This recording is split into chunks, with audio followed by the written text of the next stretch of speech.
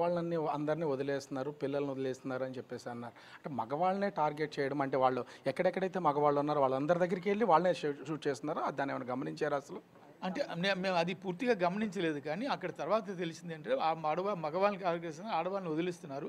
మీరు ఎందుకు వాళ్ళు కొంతమంది అయితే మమ్మల్ని చంపేయండి, నా భర్తని చంపేసి నాకు నన్ను ఎందుకు చంపలేదు అని అంటే, మేము ఆడవాళ్ళని పిల్లల్ని చంపము, మేము మీకు చేస్తే మేము తిరిగి మా మీద మీరు వీడియోలు తీసి మా దుష్ప్రచారం చేస్తారు, కాబట్టి మేము చేస్తాము, వెళ్ళి మీరు మీ మోడీకి చెప్పుకోండి అని వాళ్ళు చెప్పి కాల్చారని మాతో పాటు మిగిలిన ప్రత్యక్ష సాక్షులు ఉన్నారు. కదండి బయట ఓపెన్ ప్లేస్లో మమ్మల్ని అందరినీ బాధితులందరినీ అక్కడ పెట్టారండి.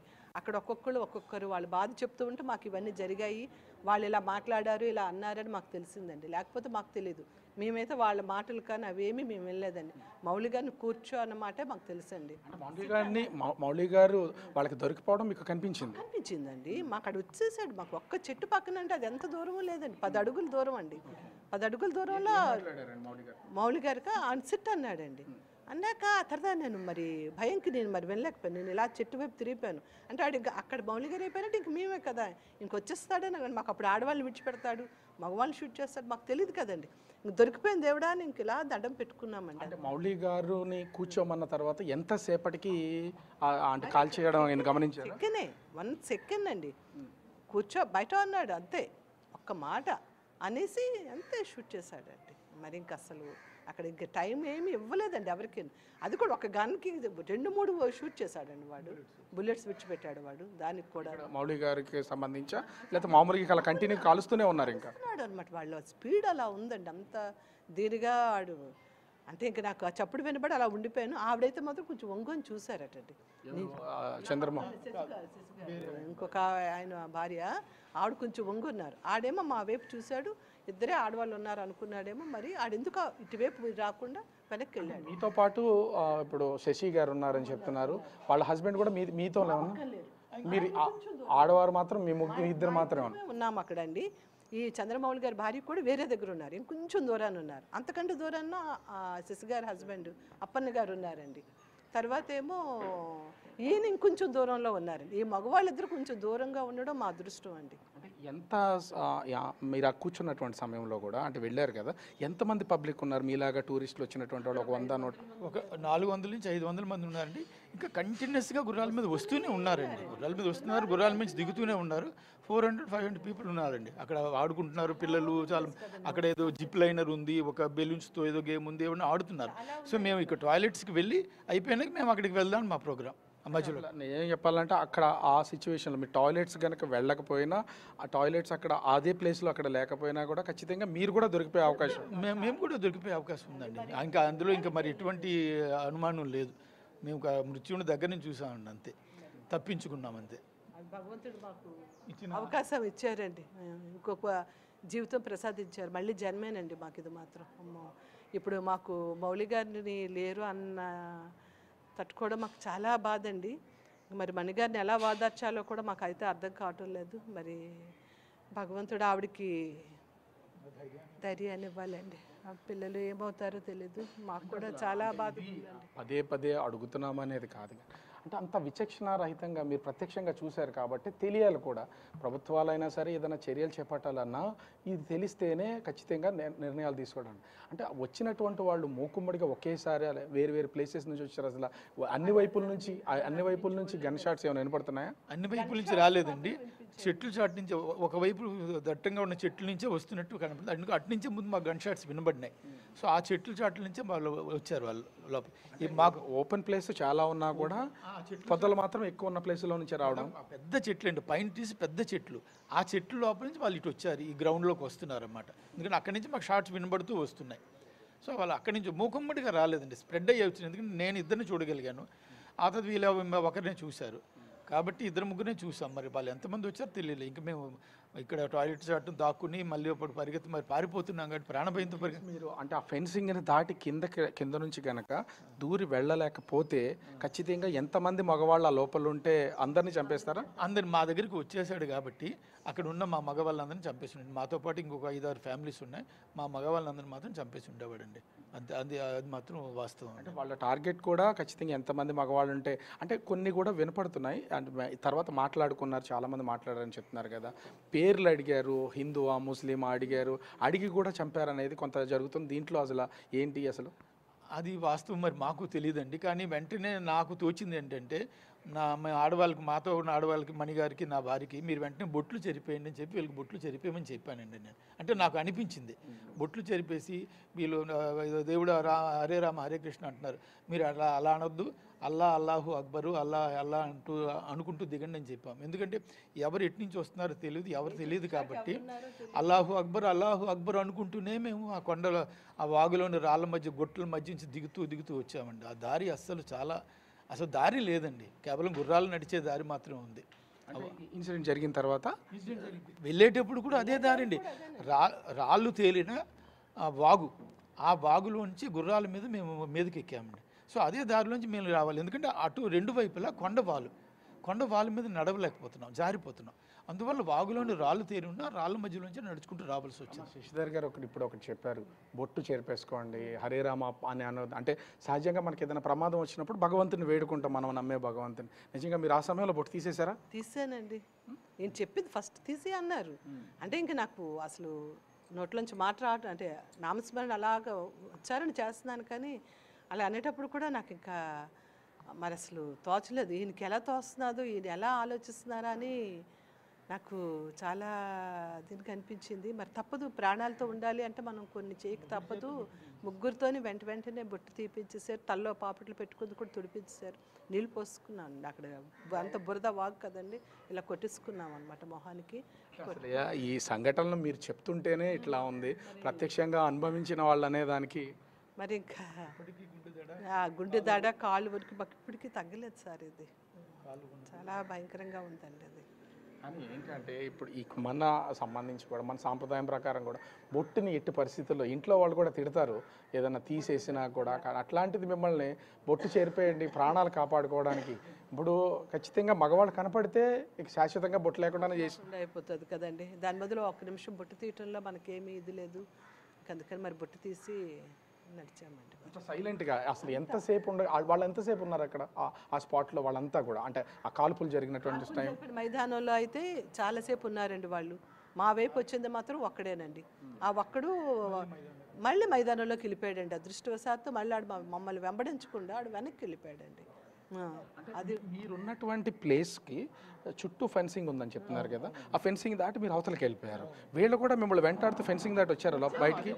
వాడు వెంటాడుతూ వెంటాడుతూ ఫెన్సింగ్ దాటి మా వైపు వచ్చాడండి. అక్కడికి వచ్చాడు కాబట్టి అక్కడ మౌలి గారు దొరికిపోయారు. ఎందుకంటే మౌలి గారు కూడా మాతో ఫెన్సింగ్ దాటి వచ్చేసారు. సో అక్కడ నా ఫోను ఆయన ఫోను పడిపోయినాయి, మా ఇద్దరు ఫోన్లు అక్కడ పనిచేస్తున్నాయి. ఇక్కడ అది టూరిస్ట్ ప్లేస్, ఒక విధంగా చెప్పాలంటే ఎన్నో వందల మంది, వేల మంది కూడా ప్రతిరోజు వస్తూ ఉంటారు. పైగా కొన్ని హెచ్చరికలు కూడా ఉండే ప్లేస్, సెక్యూరిటీ కానీ ఇట్లాంటిది ఏం లేదా అక్కడ? అసలు మేము కాశ్మీర్లో అన్ని ప్రాంతాల్లో తిరిగాం, ప్రతి దగ్గర కూడా సెక్యూరిటీ ఉందండి. ఈ పహల్గామ్లోని ఒక్క కానిస్టేబుల్ కూడా, ఒక పోలీస్ కూడా లేడండి మీద. అట్లీస్ట్ ఒక 3-4 పోలీసులు ఉన్నా కూడా క్రాస్ ఫైరింగ్స్ అయ్యి మేము దాక్కోవడానికి అవకాశం వచ్చి ఉండేది. ఇప్పుడు వాడు ఏమైందంటే ఆ టెర్రరిస్టు చాలా ఫ్రీగా నడుస్తూ అలా కాల్చుకుంటూ అలాగా ఆరాంగా కాల్చుకుంటూ వస్తున్నాడు. ఎటువంటి భయం ఇది లేకుండా ఉందంట. అందువల్ల మేమందరం హెల్ప్లెస్. మినీ స్విట్జర్లాండ్ ఇక్కడ చాలా బాగుంటుంది, మంచి వాతావరణం ఉంటుంది, రండి అని చెప్పారండి. అంటే అక్కడ ఇంతకుముందు ఏం జరగలేదని పోలీసులు మరి అలర్ట్గా లేరు, ఏం జరిగిందో తెలీదు. అక్కడ ఒక్క దగ్గరే మాకు పోలీసులు అయితే ఎవరు కనిపించలేదు. మిగతా ప్రతి చోట కూడా, వీధిలో కూడా అడుగడుగున పోలీసులు ఉన్నారండి. మీ టోటల్ టూర్ అంతా చేసుకుంటూ వచ్చారు. 18వ తారీఖున స్టార్ట్ చేశారు, 18 నుంచి ఈ జరిగిన తేదీ వరకు కూడా ఎక్కడ ఎలాంటి ఇబ్బంది కలగలేదు. అంటే మీరు రిటర్న్ రావడానికి ఆల్రెడీ రిజర్వేషన్ చేయించుకున్నారు? అన్ని ఫ్లైట్ అన్నీ బుక్ చేసి మేము వైష్ణోదేవికి వెళ్తామండి. నెక్స్ట్ నిన్న మేము వైష్ణోదేవికి వెళ్ళాలి. శ్రీనగర్ టు జమ్మూకి మాకు టికెట్ అయిపోయిందండి. జమ్మూ టు కాట్రాకేమో మరలా వాడి వెహికల్ కూడా అన్నీ అరేంజ్ చేసుకున్నామండి. మేమైతే అవన్నీ మేము రెడీ చేసుకున్నాము. ఒకవేళ అంటే మీరు అక్కడికి వెళ్ళినటువంటి సమయంలో ఇంకా ఎంతసేపట్లో మీరు బయటకు వచ్చేసేవాళ్ళు అసలు మామూలుగా? మేము లేదు 1 అవర్ అయినా ఉండేవాళ్ళు. ఫోటోషూట్ అవుతుంది, ఏదో తింటాము, కొంచెం చుట్టూ వాతావరణం ఉందంటే కొంచెం తిరుగుతాం కదండి. కనీసం ఒక 1 అవర్ అక్కడ స్పెండ్ చేసి ఉండేవాళ్ళం ఈజీగా అయితేను. ఇంకా అసలు మాకు ఏ అవకాశం లేదండి. గుర్రం దిగటం మేము ఇంకా అబ్బాయి ఆగండి అమ్మా ఫోటో తీస్తానని మేము ఇంకేం ఒక్క ఫోటో కూడా తీసుకోలేదండి. వెంటనే అటు వెళ్ళిపోయాము. ఆ ఒక్క సెకండ్ మేము అటు వెళ్ళడం మా అదృష్టం అండి. భగవంతుడు మాకు ఆ నిమిషానికి ఎందుకు అటు పంపించారో మీకనే కాదు భగవంతుడు మీ హస్బెండ్లో కూడా ఉండి క్షణానుగా బొట్టు చెరిపోయింది మిమ్మల్ని మీరు ఫస్ట్ అలర్ట్ అయింది ఆయనేనండి. ఆయన ఫస్ట్ చెప్పారు ఇక్కడ ఏదో డేంజరు ప్రమాదం ఉంది రండి అంటే పాప మౌలి గారును అప్పన్న గారు ఇంక వెంటనే దాన్ని రిసీవ్ చేసుకోలేదండి. లేదు ఏం లేదు ఏమవుతుందని వాళ్ళు ఇంక వెనక్కి చూస్తున్నారండి. అక్కడ ఏదో కలకలం అంతా అరుపులు కేకలు అన్నీ వినిపిస్తున్నాయి. ఇంక వెళ్ళిపోదాం ఇక్కడ వద్దు అంటే మాకు దారి అటువైపు వెళ్ళడానికి అక్కడే వాళ్ళు ఎదురుగా ఉన్నారు. దారి అదేనండి, అటువైపు వెళ్ళడానికి లేదు. వెనక వైపు వెళ్దాము అంటే అక్కడ ఫెన్సింగ్ ఉంది. ఇంకా వాడు ఇప్పుడైతే బాత్రూముల వైపు రావడం ఒక మనిషి కనిపించింది అంటే ఈయన కనిపించిందని మేము భయంకి అంత క్లియర్గా ఇటువైపు చూడలేదు. ఇటు వచ్చేస్తున్నాడు మనం ఇక్కడి నుంచి ఎలాగైనా పారిపోవాలని ఫస్ట్ ఫెన్సింగ్ కింద దూరిపోయారండి. ఆ వెనక ఒకరి తర్వాత ఒకళ్ళు బయటికి వచ్చాము. అంత అద్భుతమైన సుందరమైన ప్లేస్లో రక్తపాతాన్ని అంటే ఆహ్లాదంగా గడపడానికి వెళ్తూ ఉంటారు ఎవరైనా వచ్చినటువంటి వాళ్ళు. అంతమంది గుంపు కింద దాదాపుగా 500-600 మంది ఖాళీ ప్లేస్లో ఉన్నారు. వీళ్ళు టెర్రరిస్టులు అటాక్ చేసినటువంటి సమయానికి సంబంధించి ఆడవాళ్ళని వదిలేస్తున్నప్పుడు వాళ్ళందరూ అక్కడే ఉన్నారు, మగవాళ్ళనే కాలుస్తున్నారనే అసలు ఐడెంటిఫై చేసి పారిపోవడానికి ప్రయత్నించే అవకాశం లేదా అక్కడ అటువంటి అవకాశం లేదండి. ఎందుకంటే దారి అంతా రాళ్ళగుట్ట దారి, ఆ దారిలోంచే పరిగెత్తాలి. ప్లస్ ఆ సమయంలో వెంటనే ఆడవాళ్ళని వదిలేస్తున్నారని కూడా మాకు పూర్తిగా తెలియదండి. వీళ్ళని కాల్చకుండా వదిలేశాడు కాబట్టి అర్థమైంది ఆడవాళ్ళని వదిలేస్తున్నాడని. ఎందుకంటే ప్రత్యక్షంగా ఇప్పుడు మీకు సంబంధించి చంద్రమౌళి గారిని చూస్తూ ఉండగానే కాల్పులు చేశారు. మిమ్మల్ని వచ్చి అంటే ఇక్కడ ఆడవాళ్ళు మాత్రమే ఉన్నారని తొంగి చూసారా మీ టెర్రరిస్ట్ మిమ్మల్ని? మా ఇద్దరు కనిపించేస్తున్నామండి, బట్టలు కనిపిస్తున్నాం, మనుషులను కూడా కనిపిస్తున్నాము. ఆడవాళ్ళమనే చూసి వదిలేశాడండి. ఎందుకంటే ఆ పక్కన ఉన్నామా శశిగారు చూశారు, వాడు మా వైపు చూడడం ఆవిడ చూశారు, చూసి వాడు వెనక్కి వెళ్ళిపోయాడండి. అది మా ఇదండి అంతే. అసలు అంటే ఈ మొత్తం జరిగింది. అక్కడికి వెళ్ళిన తర్వాత ఎంతసేపటికి భద్రతా దళాలు కానీ ఆర్మీ వాళ్ళకి సంబంధించి అసలు ఏమన్నా వచ్చారా? కొండమేంచి మేము కిందకి దిగుతుంటే ఒక 3/4 డిస్టెన్స్ కవర్ అయినాక అప్పుడు పోలీసులు మీదకి రావడం కనబడ్డారండి. వాళ్ళు కూడా ఇంకా మీదకి ఎంత వెళ్ళాలి అని వాళ్ళు మాకు ఎదురు అడుగుతున్నారు. అంతవరకు పోలీసులు రాలేదండి. వాళ్ళు రావాల్సింది కూడా వాళ్ళు ఈ దారిలోంచి రావాలి. సో పైన ఇవి కమ్యూనికేషన్ సిగ్నల్స్ లేవు, సో కిందకి తెలియడానికి కూడా లేదు. సో క్రిందకి ముందు కాస్త పరిగెత్తుకుంటూ మీరు ఉన్నటువంటి ఈ ప్రమాదం జరిగినటువంటి అంటే ఈ టెర్రర్ అటాక్ జరిగినటువంటి ప్లేస్లో మొబైల్ సిగ్నల్స్ కూడా పనిచేయవా అసలు కొంచెం కూడా? మాకు మరి మొబైల్ సిగ్నల్స్ పనిచేయలేదండి, మాదైతే వెంటనే పనిచేయలేదు. మరి మిగిలిన అక్కడ ఏముందో లేదు కూడా తెలియదండి మాకు. మీకు అసలు చంద్రమౌళి గారు చనిపోయారని ఎంతసేపటి తర్వాత తెలిసిందండి? మాకు మేము అంటే అక్కడ పడిపోయారనేది నాకు తెలుసండి. నేను క్రిందకి దిగిన వెంటనే కలెక్టర్ గారిని, ఎస్పీ గారిని, మినిస్టర్ గారిని అందరి దగ్గరికి వెళ్ళి మీరు ఫలానా దగ్గర సెర్చ్ చేస్తారు కానీ ఫలానా ప్రాంతంలో మా మనిషి అక్కడ పడిపోయారు పంచింగ్ దాటినాక మీరు అక్కడ చూడాలి అని చెప్పి నేను వాళ్ళని రిక్వెస్ట్ చేశాను. మధ్యాహ్నం 1:30 ప్రాంతంలో జరిగింది. మేము క్రిందకు వచ్చేసరికి 4 అయింది. అక్కడేమో రాత్రి 10 గంటలకి వాళ్ళు వీళ్ళు కలెక్టర్ పిలిచి మీరు బాడీస్ని ఐడెంటిఫై చేయాలి రండి అని చెప్పి నన్ను, నాతో వచ్చిన అప్పన్న గారిని తీసుకువెళ్ళారండి. అప్పుడు మేము వెళ్ళి బాడీని ముఖాన్ని మేము ఐడెంటిఫై చేయలేకపోయింది. ఎందుకంటే మారిపోయిందా ఫేస్ ఏమన్నా? ఎక్కడ అంటే బాడీకి సంబంధించి ఎక్కడ షూట్ చేశారో మీరు ఏమన్నా చెప్పగలరా? తలలో షూట్ చేశారండి వాళ్ళు. తలలో షూట్ చేయడం వల్ల ఏమైందంటే ముఖం షేప్ మారిపోయిందండి. దాంతో మేము వెంటనే పోల్చలేకపోయాం. ఆయన ఎర్ర కోటు వేసుకున్నారండి, ఆ కోట్ని బట్టి పోల్చామండి. మేము కూడా వచ్చింది బయటికి, ఆయన రెడ్ ఆఫ్ కోట్ వేసుకుని ఉన్నది, అదే ఫోటోలో ఉన్నారా? ఆ రెడ్ జాకెట్లో ఉన్నారండి, 2-3 రోజులు రెడ్ జాకెట్లోనే ఉన్నారు. ఆ రెడ్ జాకెట్లో ఉండటం బట్టి మేము పోల్చామండి. మేము డెడ్ బాడీస్ని వెతుకుతూ ఉన్నప్పుడు ఎర్ర జాకెట్ ఉన్న మనిషి కనబడకూడదని దేవుడిని మొక్కుతూ మేము డెడ్ బాడీస్ని వెతుకుతున్నామండి. ఈయన అవ్వకూడదు మాకు ముఖం చూపించినా కూడా ముఖాన్ని గుర్తుపట్టలేకపోతే సరే ఈయన కాకూడదని అనుకున్నామండి. ఆయన చేతికున్న వెంకటేశ్వర స్వామి రింగు, మెడలో వేసిన చైను ఉన్నాయండి, దాన్ని బట్టి మళ్ళీ మేము పోల్చామండి. వాళ్ళ వైఫ్కి ఎప్పుడు తెలియజేశారు? మీరు తెలియజేశారా లేకపోతే ఎవరన్నా? మేము యాక్చువల్గా రాత్రి 10:10:30కి తెలిసిందండి. వెంటనే నేను అక్కడ పహల్గావ్ నుంచి మేము ఐడెంటిఫై చేసి బాడీస్ని అంబులెన్స్లో ఎక్కించుకొని శ్రీనగర్ రాత్రి 12కి చేరామండి. అక్కడి నుంచి గవర్నమెంట్ హాస్పిటల్ తీసుకెళ్ళి అక్కడ మార్చి పోస్ట్ మార్టం చేశారు. సో మేము వెంటనే తెలియపరచదలుచుకోలేదండి. ఉదయం మేము చెప్పలేదు, ఉదయం కూడా తెలియపరచుదాం అనుకుంటే మళ్ళీ ఉదయం తెలియపరచలేదు. ఏం చేసాం, ఆమె కాస్త తినిపించి వైజాగ్లో చెప్దామని గవర్నమెంట్ యాక్చువల్గా ఏం చేసిందంటే ఈయన భౌతిక ఆయనతో పాటు మా అందరికి కూడా టికెట్లు బుక్ చేసింది. చేస్తే కూడా మేమేం చేసాం అంటే ఆవిడకి తెలుస్తుంది అని చెప్పి నాతో పాటు వచ్చిన వీళ్ళు నలుగురిని వేరే ఫ్లైట్ బుక్ చేసి మీరు వేరే వెళ్ళండి. ఆవిడకి ఏం చెప్పామంటే ఆయనకి సీరియస్గా ఉంది, ఆపరేషన్ చేస్తున్నారు, ఐసీయూలో ఉంచారు, ఎవరిని రానివ్వట్లేదు, నేను వెనక్కుండి ఆయనతో పాటు చూసుకొస్తాను, నేను చూస్తాను అంటే ఆమెతో చెప్పాను, నేను చూస్తాను, నేను తీసుకొస్తాను, మీరు వెళ్ళిపోండి, ముందు మీరు ఫ్లైట్లో వెళ్ళిపోండి, మళ్ళీ టికెట్ దొరకని వాళ్ళని టికెట్లు పంపించేసి నేను వెనుకొని వచ్చాను. కానీ ఆమె ఢిల్లీ వచ్చేసరికి ఢిల్లీలో సిగ్నల్స్ రావడంతో ఫోన్లో ఆమెకి గ్రూప్లో మెసేజ్లో కనబడి ఆమెకు అప్పుడు తెలిసిపోయిందండి. ఇట్లా మీతో జర్నీ చేశారు కదా నాగమణి గారు, అంటే ఆ క్షణంలో అసలు ఏమైనా ధైర్యంగా ఉన్నారా? అంటే ఏం అవ్వదు కదా, ఎలా ఉంటారు, మౌలి గారు ఉన్నారు కదా అని అంటే ఏం అవ్వదండి, మనందరం 6 వెనక్కి వెళ్తామండి, మీరు భయపడకండి, ఆయనకేం జరగదండి, భగవంతుని వేడుకుందాము. మాకు నైట్ 2 o'clock అప్పుడు వీళ్ళు చెప్పారండి. ఇంకా ఆయన మీరైతే ఏం చెప్తారు టోటల్గా సంబంధించిన దానికి సంబంధించి? అంటే బొట్టు చేరుకుని ప్రాణాలు కాపాడుకునేంత వరకు వచ్చారు, భగవంతుడు నిజంగానే తోడున్నాడు, పిల్లలు మీకు సంబంధించిన కుటుంబ సభ్యులందరూ వేడుకోలు ఏం చెప్తారు? చెప్పలేనండి, మరి నాకు చాలా దీనికి ఉందండి, మళ్ళీ అవి గుర్తు చేసుకుంటే నాకు మళ్ళీ వణుకు వచ్చేస్తుందండి.